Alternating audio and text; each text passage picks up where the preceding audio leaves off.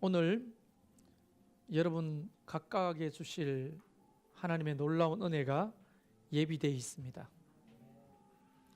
그걸 누리는 저와 여러분이 되기를 간절히 소망합니다. 동상이몽, 요즘 인기리에 방영되는 프로그램 제목을 말씀드린 게 아니고 이 동상이몽이라고 하는 사자성어는 같은 침대에 자지만 다른 꿈을 꾼다 라고 하는 의미입니다. 3년을 따라다녔지만 예수님과 전혀 다른 꿈을 꾸고 3년을 따라다닌 제자들의 이야기입니다. 그들은 출세에 눈이 멀었고 주님을 따라다니면 팔자가 펼 거라고 철떡같이 믿고 주님을 따라다녔죠.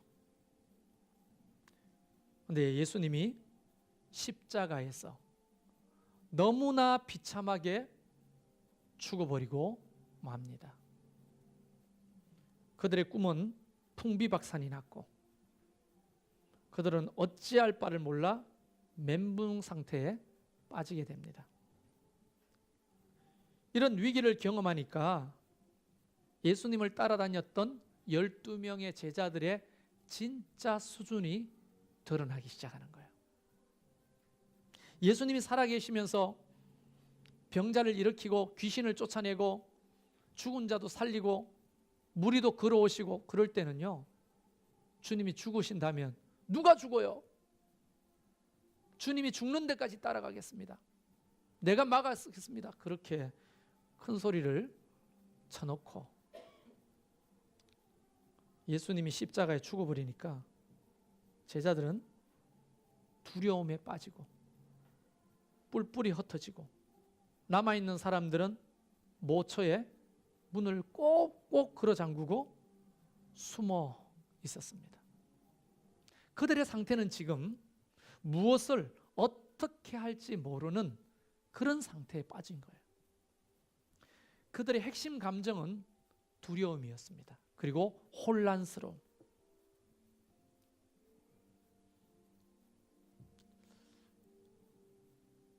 우리는 성경을 통해서 이런 사람들을 예수님이 불러서 제자를 삼으시려고 했나? 의아하기까지 합니다. 근데 이것이 굉장히 불편한 이유는 우리의 모습이기도 한 거예요. 우리의 모습을 보면 이 제자들 같은 연약함을 다 가지고 있습니다. 뭐 이렇게까지 표현해도 될란지 모르겠지만 제 자신을 보면 의지박약이에요. 뭐를 해놓고 좀 실천하려고 할 때 그 의지가 작동이 안 되는 거예요. 그래서 그런 인간들이 만들어 놓은 이야기가 작심삼일이다. 우리 모두가 공감하는 이야기죠. 굉장히 이기적입니다. 앞에서는 무엇이든지 할 것처럼 이야기해놓고 나한테 손해가 되거나 부담스러우면 굉장히 이기적으로 돌변합니다. 소심합니다. 두려움에 사로잡히기도 십상입니다. 이 제자들이 가졌던 모습이 솔직히 우리에게도 너무나 적나라하게 있는 거예요. 한편으로 좀 위로가 됩니다. 근데 성경을 읽어보니까 우리가 대단하다고 생각했던 사람들의 면면도 우리랑 또 이렇게 찌질한 제자들과 그렇게 크게 다르지 않다는 걸 발견하게 됩니다. 여러분, 아브라함 믿음의 조상이었죠? 우리는 그분을 쫓아갈 수가 없어요. 너무 대단한 사람이니까. 3대 종교의 조상이에요. 이슬람, 유대교, 기독교, 가톨릭까지. 가톨릭은 기독교로 치니까. 믿음의 조상을 다 아브라함으로 생각합니다. 와, 대단하다. 그런데 아브라함이 믿음이 없었어요. 믿음의 조상인데. 그는요, 아버지 데라가 우상을 깎아서 만드는 직업을 가지고 있었거든요. 그도 아버지의 가업을 이어서 우상을 깎아가지고 팔아먹는 우상 숭배자였어요. 여호와 하나님, 여호와라는 이름도 들어보지 못한 사람이에요.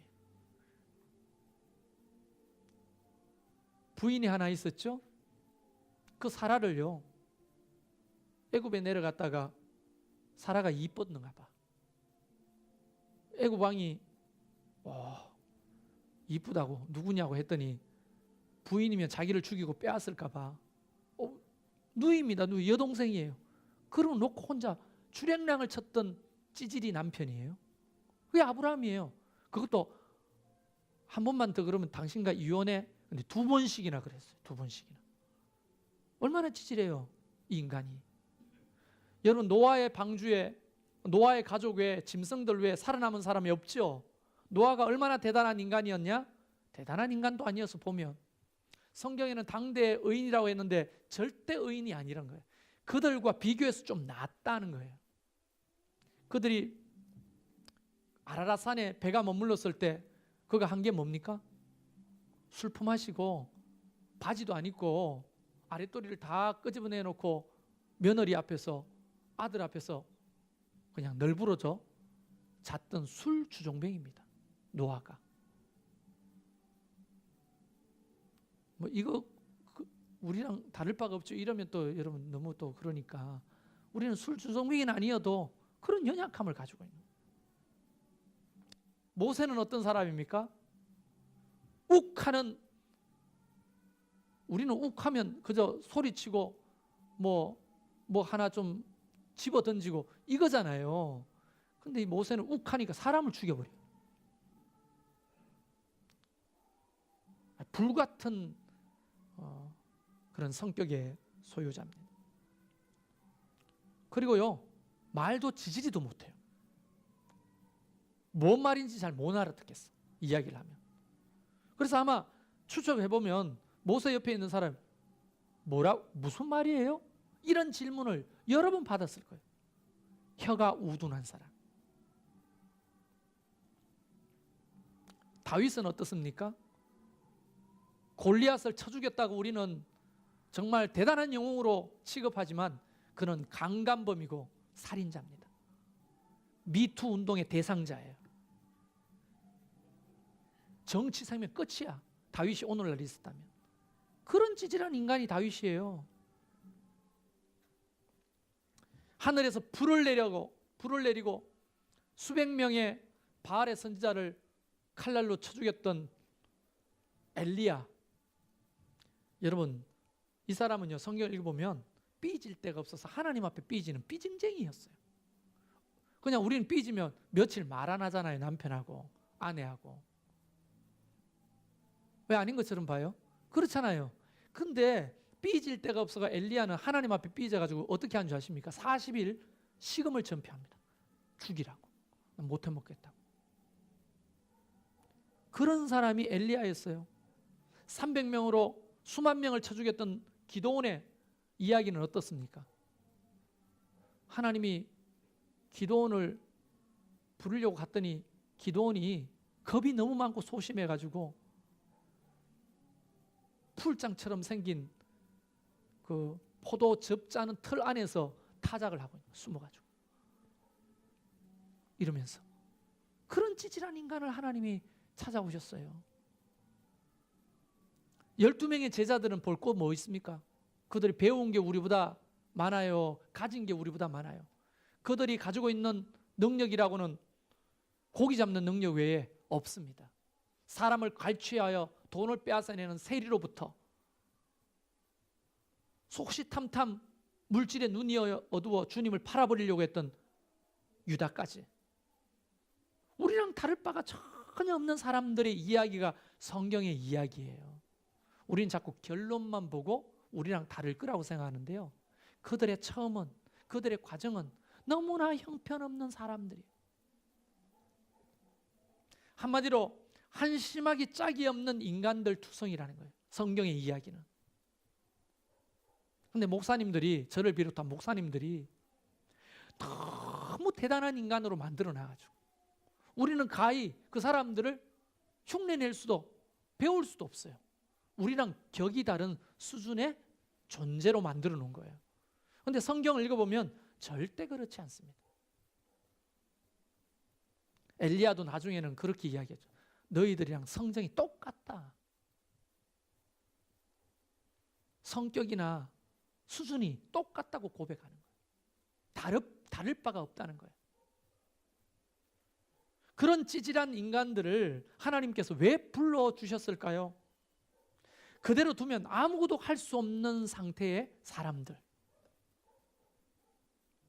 그런데 그런 자들에게 부활하신 예수님이 찾아오시면서 사람이 바뀌기 시작했다는 거예요. 이 변화의 굉장히 중요한 사건은 예수님이 그들을 찾아오셨다는 거예요. 오늘 본문에 보면 바로 그 얘기가 기록되어 있습니다. 제자들에게 도대체 어떻게 했길래 이 제자들이 우리가 알고 있는 그 찌질한 인간에서 순교까지 감당하는 능력의 사도들이 됐을까? 이게 너무 궁금한 거예요.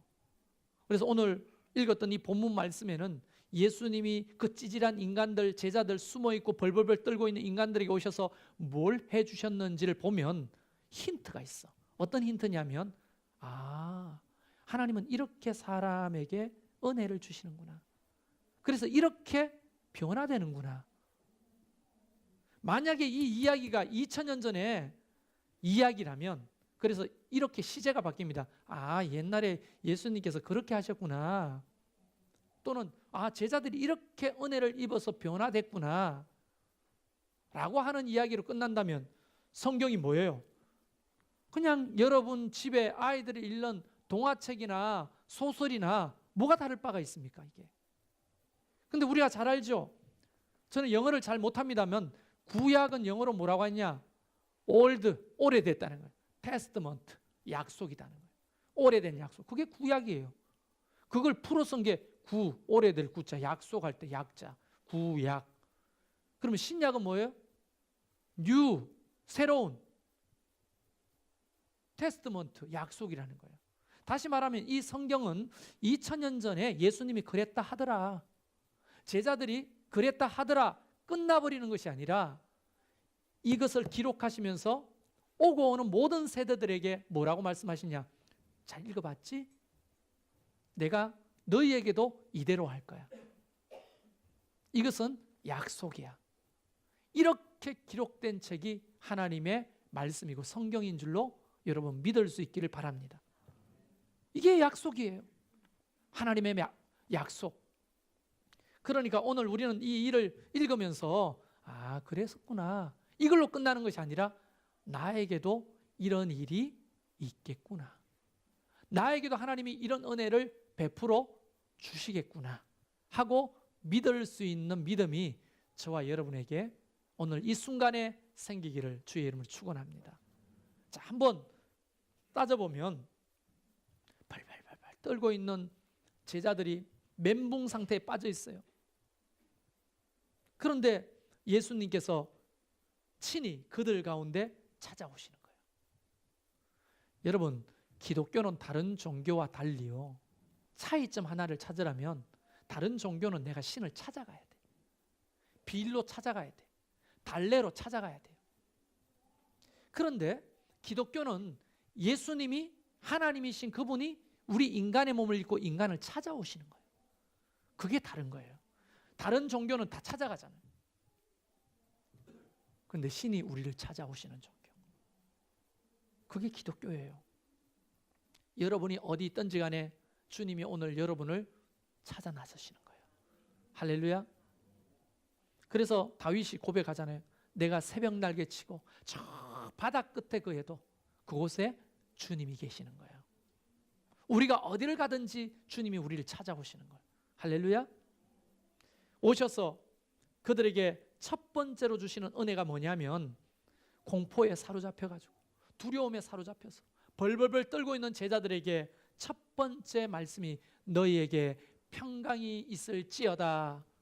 할렐루야. 오늘 이 말씀을 여러분의 심령에 하나님이 하시는 거예요. 여러분에게 평강이 있을지어다. 아니, 이 말이 도대체 무슨 작동을 하길래 하나님이 우리에게 평강이 있을지어다 라고 말씀하시면 평강이 있게 됩니다. 자, 예수님이 오셔가지고 내가 너희에게 온 것은 너희에게 평화를 주려 왔노라 라고 말씀하셨잖아요. 우리에게 가장 먼저 주시는 건 뭐냐? 이 땅을 살아가면서 수많은 두려움과 근심과 걱정 속에서 어떻게 해야 될지 모르는 우리에게 오셔서 우리에게 평강을 먼저 주시는 거예요. 그래서 여호와 샬롬, 하나님은 평화의 하나님이시라는 거예요. 우리에게 샬롬을 주시는 거예요. 요동치던 우리의 마음이 하나님이 주시는 샬롬으로 평강을 얻게 되는 거예요. 여러분, 근심함으로 그 키를 한 자나 더 할 수가 있나요? 성경은 말하기를 너희가 근심함으로 그 키를 한 자나 더 할 수 있겠느냐? 왜 쓸데없는 근심을 하느냐? 그러므로 성경은 우리에게 이렇게 말합니다. 너희의 근심을 와서 십자가 앞에 내어 버리라고 합니다. 내어 버리라. 그래서 들어올 때 보면 근심을 이따만큼 이고 오잖아요. 눈에 안 보이지만 이게 보이는 안경이 있다면 끼면요, 저런 걸 메고 왔어, 이고 왔어, 막 이고 와요. 그래서 쿵 하고 옆에 내려놓습니다. 그래서 은혜 받아요. 나갈 때 보면 또 이고 가는 거예요. 또 이고 가는 거예요. 그걸 이고 매는 거예요. 이고 가는 거예요. 여러분, 좀 이렇게 정신적으로 마음이 아픈 분들 보면요, 할머니들, 할아버지들 보면요, 짐을 많이 지고 메고 다니시는 분 계시죠? 특징이에요. 그게 못 내려놓는 거예요. 그걸 내려놓으면 더 불안해. 그래서 이고 메고 끌고 다니시는 거예요. 우리 눈에 보이진 않지만 근심 걱정을 막 이고 메고 다니는 거예요, 사람들이. 그런 자들에게 예수님이 오셔서 뭐라고 말씀하신다고요? 평강이 있을지어다. 폭풍 치던 마음이 잔잔해지는 거예요. 내가 근심한다고 변화시킬 수 없잖아요. 팔자를 바꿀 수 없잖아요. 현실을 바꿀 수 없잖아요. 그런 걸 둘러매고 힘들어하고 아파하고 어려워하는 우리에게 오셔서 너에게 평강이 있으면 좋겠다. 있을 것이다. 할렐루야. 이게 주님이 우리에게 주시는 첫 번째 은혜입니다. 두 번째는 그들이 놀라고 무서워하여 보는 것을 영어로 생각하는지, 예수님을 믿지 못하는 거예요. 귀신 아니야, 귀신. 유령 아니야, 유령. 그런데 예수님께서 의심 속에 믿어지지 않는 자들에게 오셔서 못자국 난 손과 발을 그에게 보이십니다. 만져보라. 너희가 믿음이 생긴다면 내 몸까지 내어 보이겠다면서 겉옷을 들고 이 창자국까지 보이시면서 만져보라고 하십니다. 감히 만질 수가 없었지만 하나님은 믿음이 없는 우리들에게 오셔서 우리를 설득하고 우리를 이해시키고 믿음이 생기도록 만들어주시는 거예요. 여기서 굉장히 중요한 힌트 하나는 우리가 용을 쓴다고 믿음이 생기는 게 아니에요. 믿음은 하나님이 주시는 겁니다. 믿을 수 있도록 우리에게 부어주시는 거예요. 부어지면요, 순식간에 믿음 없는 자가 예수님이 믿어져요. 그래서 이런 말이 작용되는 거예요. 나중된 자가 일찍 된다는 거예요. 나중된 자가. 우리의 힘으로 의지로 한번 믿어보려고 애를 쓰면요, 지쳐 자빠집니다. 그런데 하나님이 우리에게 믿음을 부어주시면요, 믿어져요. 그래서 제가 늘 말하잖아요. 저도 미안합니다. 제 얘기를 해가지고. 저도 머리가 나쁜 사람은 아니에요. IQ 검사를 해보면 평균 이상입니다. 잘난 체 하는 게 아니에요. 그렇게 평균 이상이니까 내가 어떻게 작동합니까? 머리가 작동해요, 빨리. 나쁜데도 머리가 잘 작동하고요. 막 머리가 막 작동하는 거예요. 그래서 내가 이거 어떻게 하나님을 믿어보지? 이렇게 하면 믿어지나 저렇게 하면 믿어지나? 안 믿어져요. 그게. 하나님이 부어주셔야 믿어져요. 할렐루야. 또 목사가 돼가지고는 사람을 어떻게 믿게 하지? 이렇게 말하고 저렇게 말하고 이렇게 보고 저렇게 하고 아무리 해도 안 믿어져요. 근데 하나님이 믿음을 부어주시면요, 하루아침에 그게 믿어져요. 그래서 어떻게 되느냐, 알면 믿어지는 게 아니고요, 믿어지면 알아져요. 뭔 말인지 못 알아듣겠습니까? 우리는 막 찾아보잖아요. 예수님이 진짜 살아계시는 분이가, 하나님이 진짜 존재하나, 천국은 있나? 지옥은 있나? 성경은 진짜인지 가짜인지 한번 막 알아보는 거예요. 그러면 믿어질까 봐. 여러분 이어령 교수 아시죠? 우리나라 최고의 문호고 가장 국문학, 문학적으로는 우리나라 그보다 더 앞서는 분이 없는 분입니다. 딸이 아버지 예수 믿으세요. 아버지 예수 믿으세요. 암만 이야기하고 암만 설득해도 안 되는 거야. 아버지 하나님의 말씀이에요, 성경은. 근데 말을 하기를 야, 내가 문학 박사 아니냐. 종교와 상관없이 성경을 여러 번 읽었다. 그래도 안 믿어져요. 근데 어느 날 하나님이 이어령 교수에게 와서 믿음을 부으시니까 지금요 우리나라에서 그만큼 영성이 깊고 하나님의 말씀을 통찰하는 자가 없을 만큼 믿음이 성장한 거예요. 하나님이 하시는 거예요. 믿음을 주시는 거는. 우리가 용선다고 되는 게 아니에요. 그러니까 오늘 처음 예수를 믿어도 상관이 없는 거예요. 하나님이 믿음을 부어주시면 갑자기 믿어져요. 그게 희한하게.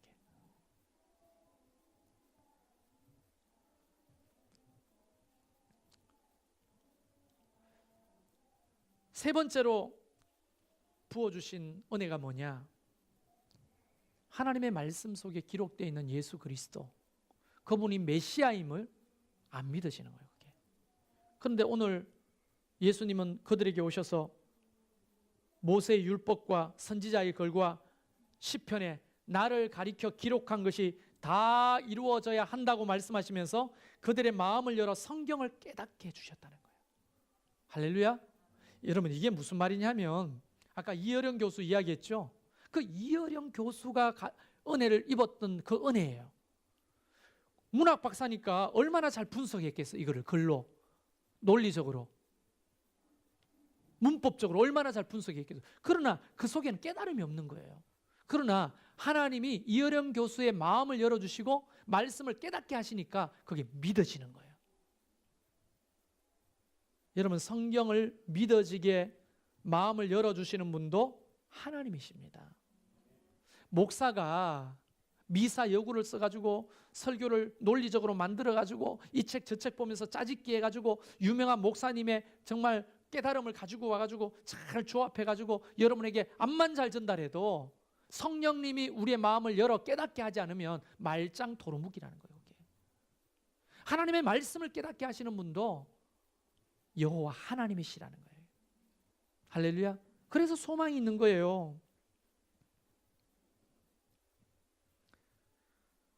네 번째 보니까 그런 자들에게 세상에 내보시면서 약속하신 성령을 보내줄 거라고 약속하십니다. 위로부터 능력이 입혀질 때까지 이 성에 머물러라. 그들은 그 말을 믿고 열흘 동안 예루살렘에 모여서 기도하기를 시작하죠. 갑자기 어느 순간 성령님이 비둘기처럼 그들에게 불의 혀처럼 임하기 시작했어요. 그들이 각종 능력을 받고 난곡 그러니까 외국말로 막 이야기를 하고 기도하기 시작하고 그들은 날 때부터 안전뱅이를 일으키고 수많은 학자들 앞에서 떨림없이 설교를 하고 갑자기 문을 열지도 않고 공간 이동을 하는 역사도 일어나고 사도행전을 읽어보면 그런 능력은 우리가 가지고 있는 게 아니라는 거예요. 하나님이 부어주실 때 가능하다는 거예요. 이런 것들을 미루어 종합해보면 이런 결론에 도달하게 되는 거예요. 찌질하고 부족하고 연약해도 괜찮다. 하나님이 은혜를 주시면 하나님이 그를 변화시켜 능력을 드러내시며 우리를 사용해 주시는구나. 우리의 수준과 우리의 가지고 있는 재능으로 되는 게 아니구나. 비교할 필요가 없는 거예요. 다른 사람과. 세상적인 것을 막 준비하고 뭘 챙겨야 될 의미가 없는 거예요. 하나님이 은혜를 주시면 다 가능한 거예요. 그래서 보면 여러분 예전에 이 땅에 선교사들이 처음 들어왔을 때 평양신학교 1회 졸업생이 7명이거든요. 7명. 그 7명이 선교사들한테 신학을 배웠는데 커리큘럼 자체가 오늘날 신학교처럼 체계적이지도 않고 가르치는 내용조차도 새겨지지 않았어요. 왜냐하면 그들의 언어가 완벽한 조선말을 못했기 때문에 강의를 알아듣는 것도 얼마 되지 않는 거예요. 그러니까 이 사람들은 배운 것들이 별로 없는 사람들이에요. 그럼에도 불구하고 7명의 이 평양신학교 1회 출신들은요, 한국 이 조선에 있는 교회를 완전히 부흥시키는 역할을 하는 거예요. 가는 곳곳마다 기적이 일어나고 말씀을 전할 때 회개 자복이 일어나고, 어떻게 그런 역사가 일어났는가? 오늘날 신학교에서 배우는요 커리큘럼은요 그 수준이 말할 수도 없습니다. 따라갈 수 없을 만큼 완벽해 거의. 그런데도 불구하고 그런 능력이 안 드러나는가 하면 그들은 그렇게 배우지도 못했는데 하나님의 능력을 드러내면서 한국 교회를 뒤집어 엎기 시작하는 거예요. 대부흥을 이끌기 시작하는 거예요. 왜냐? 하나님이 은혜를 주시면 가능한 거예요. 우리는 말주변도 없고 실력도 없고 능력도 없고 가진 것도 없고 배운 것도 없어도 하나님의 은혜를 입으면 놀라운 반전이 우리의 인생에 일어나게 되는 거예요. 할렐루야.